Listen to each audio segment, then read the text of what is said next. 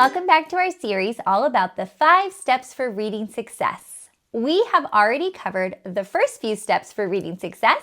We talked about step number 1, which is oral language, and step number 2, which is phonological and phonemic awareness. Now, both of those steps don't require any letter knowledge, so you can start working on those steps very early with even your baby for oral language and your toddler and your preschooler. They don't need any letter knowledge. Then we got to step number 3, which is when we started introducing the letters. And we want our little ones to really have a deep understanding of the alphabetic principle and understanding what letters actually are. So if you haven't checked out any of those episodes yet, please do that. Scroll back, make sure you get that information so that you are ready for step number 4, which is what we're going to talk about today. In case you're new here, my name is Erin. I'm from littleslovelearning.com.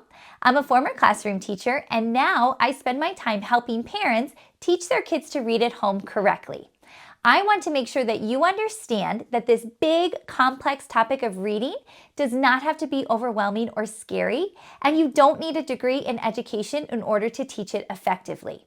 I am breaking down the 5 steps for reading success into these bite-sized, really small and manageable chunks of information that you can go and implement with your child so you can start seeing success on their road to reading. So let's look at this freebie, the 5 steps for reading success. This is what we've been using in this series. We have already talked about oral language, phonological and phonemic awareness, and letter knowledge. So today we are on step number 4, which is all about blending and segmenting. But let me say this, if you have not worked on these first 3 steps yet, you are not ready for blending and segmenting. This is where we see the first 3 steps come together and your child is going to start reading and spelling on their own. But we absolutely need these first 3 steps before we can get to blending and segmenting. If you haven't downloaded this freebie yet, please click the link down below, enter your information, and it will be sent directly to your email. I want to make sure you have this information, not only the overview of the 5 steps, but also a page for each of these steps where you can get more information, links to freebies, and links to videos and other resources so you can learn more about it. So what is blending and what is segmenting? Those are bigger words, but basically in this step, we're talking about reading and spelling. When we talked about the alphabetic principle in the last step, we said that humans have been speaking forever. Our brains are wired for speech, and then we decided to match our speech sounds to printed letters. So when we are looking at a letter, thinking of the sound that that letter is spelling, and blending those sounds together, that's reading. So when I talk about blending, we're talking about reading. Now, when we hear a word and we have to figure out how to spell it, we actually have to break up that word into its sounds and then match those sounds to letters in order to spell it correctly. And that's what we call segmenting, breaking up that word into its individual sounds. There are about 44 speech sounds in English, so we want to make sure we're comfortable hearing all of those sounds. And then we start teaching our child how to match all of those sounds to the different letters and the different ways to spell those sounds. That's segmenting. So in today's episode, we are talking all about reading and spelling, which is why your child really needs to feel comfortable with those other steps that we've been discussing: oral language, phonological and phonemic awareness, and letter knowledge. And now we're going to put it all together. There are actually different types of blending that we can use with our kids to see which one is most effective for them that is going to help them get to reading more quickly. So let me briefly show you those. The first one is called isolated blending. That is probably what you typically think of when you ask a child to sound out a word, or when you're asking a child to look at that word and give you each individual sound. So for example, if they saw the word mat, you might say to them, okay, sound that word out. And they would say, mat. That's called isolated blending because they are isolating each individual sound and then blending it together to read the word mat. The same over here is true for sun. Sun. They've isolated each sound and then they blended the word together to read the word sun. That works for many, many kids. But for some kids, it's a little bit tricky because by the time they get to that last sound, they have forgotten what the first sound was, or they have a hard time making sure that they get all the sounds in order to read the word. If that's true for your child, you can try a different way of blending. This is called final blending. Now, final blending is when we are going sound by sound, but instead of doing each individual sound, we're building on the sounds. So what do I mean by that? So let's look at the word mat again. We would start with but now instead of saying by itself, we're going to combine the and together. So we have ma. We're already combining and we're already blending as we go along. Then we get to our last sound, which we know is t, but we're going to add it to what we've already blended. Mat. Does that make sense? We're building as we blend. So let's try it again with this one, sun. We would start sun. The word is sun. That is really helpful for kids because by the time they get to the end, they've already blended the whole word together. They don't have to remember what the first sound was or what the middle sound was, and they don't have a hard time making sure all the sounds are in the right order because they've been adding to it as they've been blending the word. They've been adding sounds as they've been blending. So final blending can be really helpful for kids who struggle with blending. The last one is called continuous blending. Now this works best with consonant sounds that are continuous sounds. So what do I mean by that? Some of our consonant sounds are continuous, so we can hold them as long as we have breath. So for example, the sound, we would just keep saying as long as we have breath. But some of our consonant sounds are stop sounds. And so it's just a puff of air and we don't hold it. So for example, b, the letter B, b. We can't hold that for as long as we have breath. So continuous blending works best with continuous sounds, sounds that you can hold for as long as you have breath. So for example, again, our word mat. Continuous blending would sound like this. Mat. I keep the sounds in my mouth. That's what I tell my students. Keep the sound in your mouth. You're not stopping. You're not isolating the sounds and you're not going sound by sound. You are just continuing and holding the sound as you go along. Mat. Let's try it again for the word sun. That's a continuous sound at the beginning, so it's great for continuous blending. So I would run my fingers under these letters and my child would continuously blend. Sun. That can be really helpful for children as well, especially if they're struggling with that isolated blending. So don't think that isolated blending is the only option. Most parents and teachers start with that, but really final blending and continuous blending are so helpful for kids because it helps them keep the sound in their mouth, which helps them read the word more easily. The other thing I want you to know about blending is that it takes a lot of repetitions for a child to start feeling comfortable with blending and reading words on their own. This is not something that most kids pick up in a day or two. This is a constant, repetitive activity. We are constantly blending sounds to read so that our students and our children will feel more comfortable. So I have something for you to make this easier on you. Instead of having to print out a ton of flashcards or worksheets, which are super boring, you can actually print out letters and you can use them to make a blending binder. So I'm going to show you mine. I've taken a 3-ring binder and I printed out the letters and I put them here so that my child can practice blending. I printed the consonants on white and the vowels on yellow.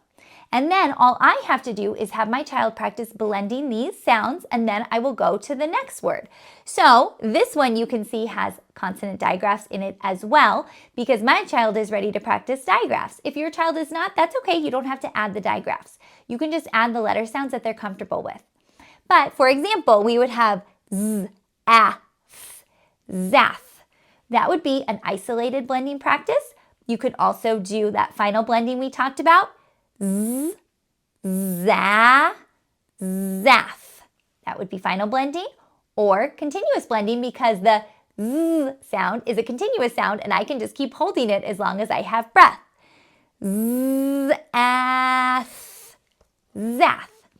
Any of those ways of blending work and these cards are great. And then all you have to do is flip one over and you're going to have a new word that your child can practice.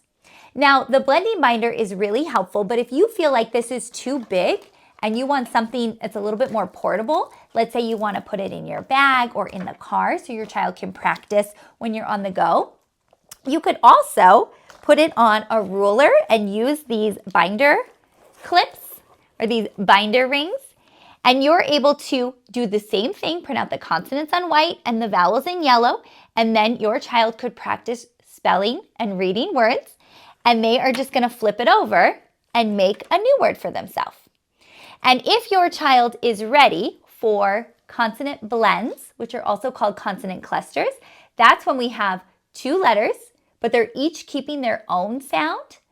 You can print those out as well, and I printed mine out on green so that if I added it to my blending ruler or my blending binder, they would know that that green is reminding them that each of those letters is keeping its own sound. So instead of it being a digraph where two letters represent one sound, each of those letters is going to represent its own sound.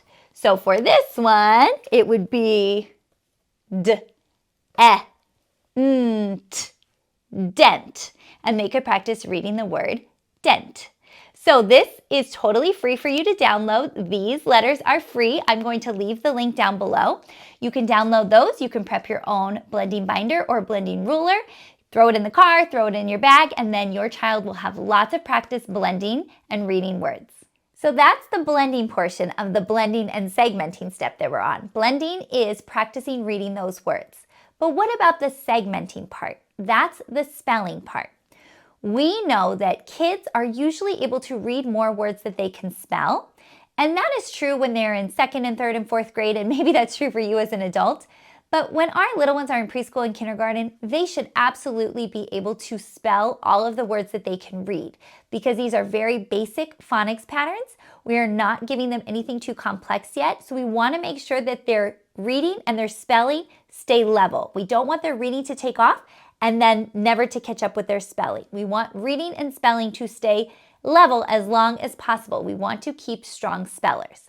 So one of the ways I like to do that is by using sound mats to help my little ones hear all of the sounds in a word and then figure out how to spell them. So this sound mat is helping them practice CVC words, which are consonant, vowel, consonant words. It's when we have three sounds. We have the vowel sound in the middle, and we're just practicing the short vowel sounds. So how would I use this mat? Well, for example, I would ask my child to spell the word mat. We've been using that word a lot in this episode. So the first thing I want them to do is take their hand and pound the word mat. Then they're going to tap out the sounds that they hear. A, t. They should be able to hear all of the individual sounds in mat. Then what they're going to do is figure out which letters spell those sounds. Okay, first sound, How do we spell that? Letter M. They can write it here, or if you have alphabet letters, because they're not comfortable with writing yet, you can have them use alphabet letters right there instead of writing it on their own. And then they're going to go to the next sound. Okay, ah. And you can even give them a hint that this is red. It's a vowel sound. Ah, because vowels are usually very tricky to differentiate. So then we want them to know that letter A spells ah. So now we have ma. All right, what's the last sound we're missing in mat? T, t. What letter spells that sound? Letter T.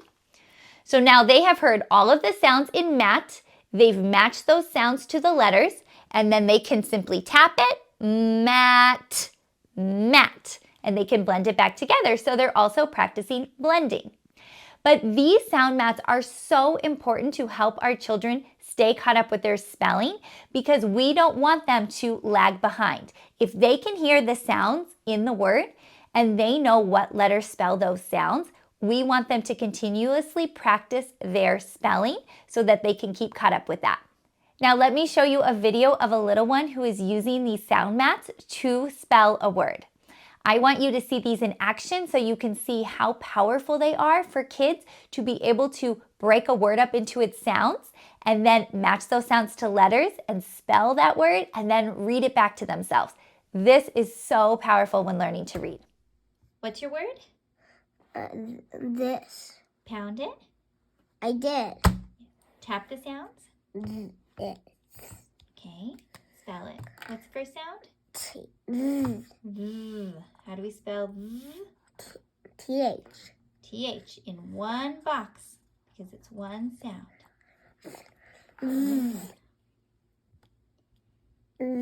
It. This. Last sound. This. Great job. Now can you tap the sounds? It. Can you read the word? This. Great job. Are you ready for your homework? I love that you're taking this information in. You're listening to these episodes. That shows what a dedicated parent you are. But now I need you to take action. It's not enough just to learn about the steps of reading success. I need you to actually implement these steps with your little one so that they can make progress and you can see the growth in them. So for your homework for blending and segmenting, it's actually two-part homework because we have 2 steps in blending and segmenting. The first step is to grab your free blending letters. The link is down below. Print them out and create a blending binder or a blending ruler, whatever is most comfortable for you. You don't have to print out all of the letters yet if your child only knows a few letters or a few vowels. Maybe they don't know their digraphs yet. They're not ready for consonant blends. That's okay. Just print out a few, put it in a binder or on the ruler, and then I want you to practice every day this week for a couple of minutes. It doesn't have to be long. Even if they practice 5 words on Monday, but then 5 words on Tuesday and Wednesday and Thursday and Friday, and you look back at your week, that's so many words, way more words than if you hadn't done this homework. So make sure that you print out the blending letters and create a blending binder or a blending ruler and use it every day for a couple of minutes. That's part 1 of your homework. Now part 2 of your homework, since we are also practicing spelling, I want you to download the free sound math, so the link is down below. I want you to print it out. Now you're going to see when you download this freebie that there are 2 sound words, 3 sound words, and 4 sound word maths.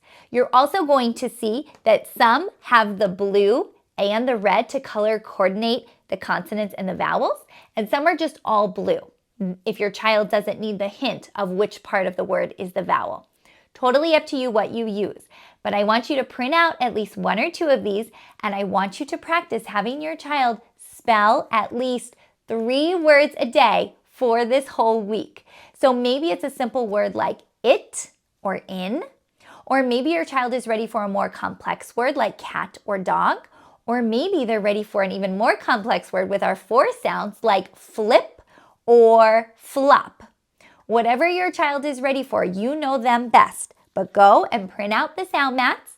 Make sure you get the right level for your child, and I want you to have them practice every day this week so they are practicing their spelling and so that their reading doesn't go way too much higher than their spelling. We want them to be aligned. When you are done with your homework, I want you to come back here and comment down below or reach out to me and let me know how it went. I hope this information was helpful for you today. Again, if you have not downloaded your 5 Steps for Reading Success freebie, make sure you do that. Not only does it give you the overview of all 5 steps, but you have a page for each step where it gives you more information about that step and how you can practice it at home with your child. That also includes links to freebies and other videos that will give you more information on this topic. So make sure you grab that.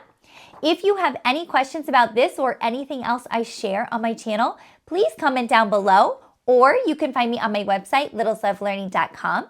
I'm also super active on social media, so you can find me on Instagram or Facebook at littleslovelearningblog. Send me a message and I will be sure to get back with you. If you have specific questions about your child or you need clarification on anything, please don't hesitate to reach out. I love supporting you on this journey of teaching your child to read. I can envision how confident they are going to feel when they go to school and they know how to read, and how proud you're going to feel knowing that you helped them and you taught them to read. That is what I hope for all parents and all little ones, and I am here to do what I can to make that a reality for you. Until next time, happy learning. Bye.